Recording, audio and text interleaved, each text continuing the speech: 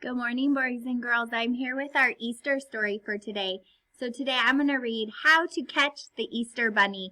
It's kind of similar to the two stories that Mrs. Homan read to yesterday, so I thought it'd be a great one to read today.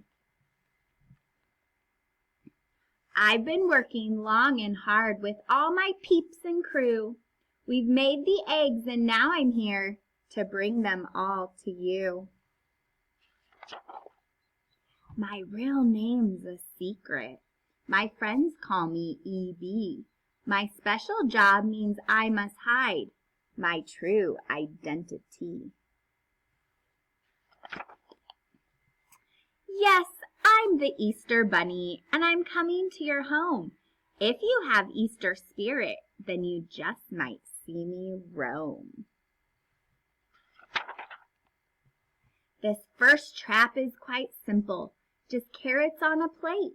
I'm lightning fast to catch me. You'll need some better bait. A hole that's covered by a rug will never cause me strife. Have you forgotten what I am? Burrowing's my life. Now this is much more like it, a fully lit dance floor. I'll do a little hip-hop, then dash behind the door.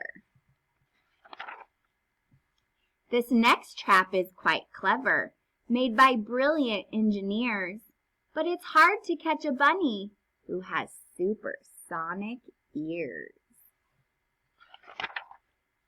You want to catch me for my eggs and a magic basket too, but I've been hiding Easter treats since 1682.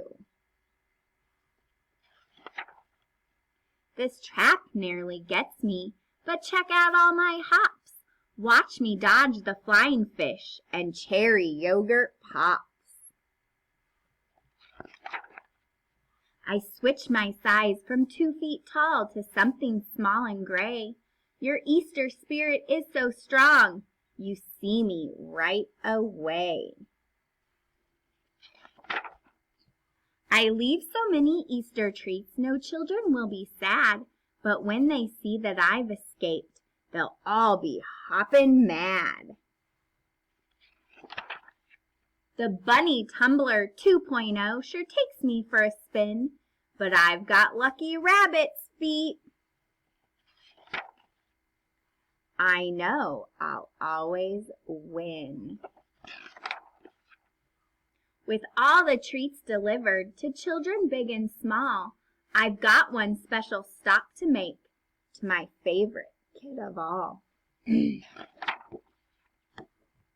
you next year.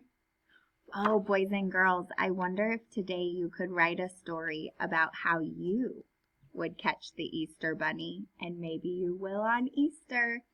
Bye, boys and girls.